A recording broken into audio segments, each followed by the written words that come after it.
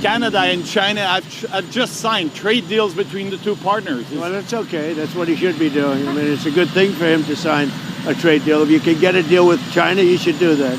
The warning came without ceremony and without warning, a sudden threat that could upend one of the most stable trade relationships in the world. After months of signaling tolerance, and at times quiet approval, of Canada's efforts to manage its economic ties with China, President Donald Trump abruptly reversed course, announcing that the United States would consider crushing tariffs if Canada moved forward.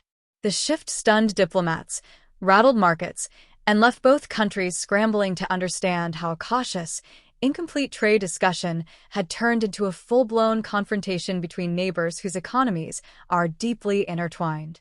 At the center of the storm is Trump's threat to impose a 100% tariff on all Canadian exports to the United States if Ottawa proceeds with trade arrangements involving China. Such a move would be unprecedented in modern U.S. Canada relations. Canada sends roughly three-quarters of its exports south of the border, ranging from energy and automobiles to agriculture and manufactured goods. A tariff of that scale would not merely punish Canada. It would immediately raise prices for American consumers, disrupt supply chains that cross the border multiple times during production, and risk plunging both economies into recession. The threat, delivered bluntly and publicly, signaled that this was not a routine trade dispute, but a deliberate escalation designed to force compliance. The dispute traces back to a narrow, preliminary understanding between Canada and China, not a sweeping trade pact. Canadian officials had reached a tentative arrangement aimed at easing Chinese tariffs on Canadian canola, a critical export for prairie farmers who were hit hard by earlier trade disputes. In exchange, Canada would modestly reduce certain tariffs on Chinese electric vehicles. The deal was limited in scope, not finalized, and far from a free trade agreement. Tariffs would remain on both sides, and the arrangement was framed as a temporary reset to something closer to pre-trade war conditions on a small set of goods. Yet in Washington, the nuance was quickly lost amid political rhetoric. Trump framed the development as Canada aligning itself with China at America's expense, a characterization experts say distorts reality.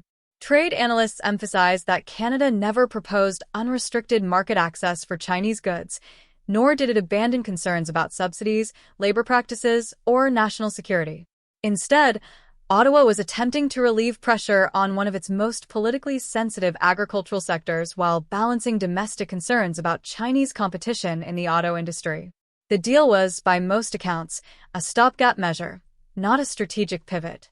But in Trump's telling, it became evidence of disloyalty deserving of maximum retaliation. The rhetoric escalated rapidly and personally.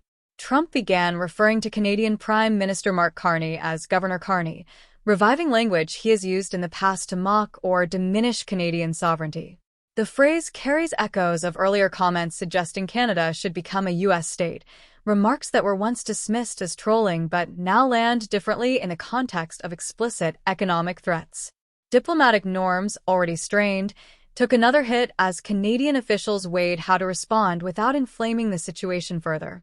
Fueling the tension were speeches delivered at the World Economic Forum in Davos, where Carney declared that the old world order is over and urged middle powers to work together to navigate a fragmented global economy.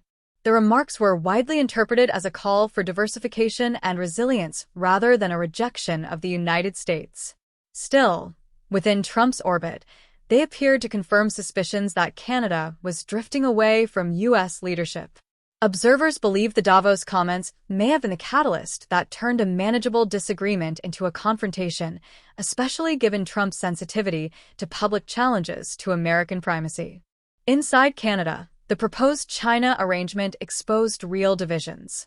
Farmers, particularly canola producers, largely welcomed the move, seeing it as a lifeline after years of lost access to one of their largest markets. For them, the issue was practical rather than ideological. Crops were piling up, prices were depressed, and relief could not wait for a grand geopolitical settlement. By contrast, political leaders in manufacturing-heavy provinces raised alarms. Ontario Premier Doug Ford criticized the deal sharply, warning that easing tariffs on Chinese electric vehicles could undercut domestic auto workers and flood the market with subsidized imports. He called for tighter limits on Chinese EVs, reflecting concerns shared by labor unions and parts of the auto industry. These internal tensions made Canada's position more complicated, just as the external pressure intensified. The United States signaled that Canada's engagement with China could jeopardize upcoming renegotiations of a USMCA, known in Canada as CUSMA. The trade agreement, which governs hundreds of billions of dollars in annual commerce, is vital to Canada's economy and central to North American supply chains. U.S. officials suggested, sometimes obliquely, sometimes directly, that Canada could face consequences in those talks if it failed to align more closely with Washington's China strategy. The message was clear. Choices made in one arena would reverberate across the entire bilateral relationship. Trade experts have pushed back against Trump's characterization of the Canada-China talks, arguing that inflating a limited, tactical adjustment into a strategic betrayal serves political ends rather than economic reality.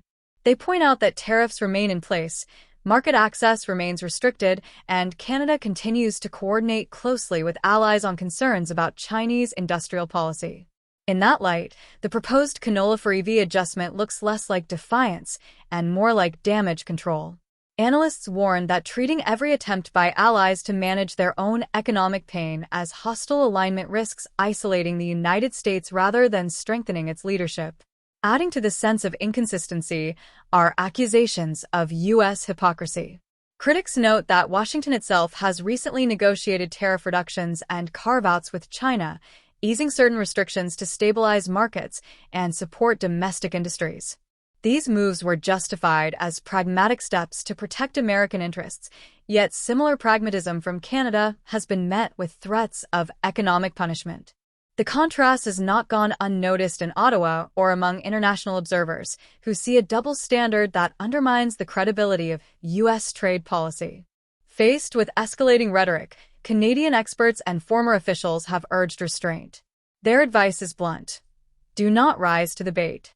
They argue that responding in kind would only entrench positions and make compromise harder. Instead, they suggest Canada rely on the internal checks within the U.S. system. Congress, state governments, business groups, and consumers all have stakes in the U.S.-Canada relationship and would bear the costs of sweeping tariffs. Historically, those domestic pressures have often moderated the most extreme trade threats. The strategy, in essence, is to let American politics do some of the work. The stakes, however, are high. A prolonged trade war between the United States and Canada would reverberate far beyond the two countries. Supply chains in autos, energy, agriculture, and manufacturing are deeply integrated, with parts and products crossing the border multiple times before reaching consumers. Disrupting that flow would raise costs, slow growth, and inject uncertainty into an already fragile global economy. For Canada, the risk is existential. For the United States, it is self-inflicted harm on a massive scale. As the situation unfolds, one reality stands out. This conflict is less about the narrow details of canola tariffs or electric vehicles than about power, perception, and control in a shifting global order. Trump's reversal reflects a broader pattern of using economic threats to enforce alignment, even among close allies. Canada's challenge is to protect its interests without triggering a spiral it cannot win. Whether cooler heads prevail may depend less on diplomatic exchanges than on how much pain each side is willing to risk, and how loudly domestic voices push back against escalation.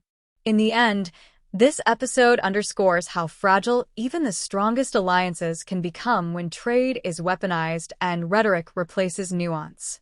It is a reminder that economic policy, once turned into a test of loyalty, can quickly spiral into something far more dangerous than a disagreement over tariffs.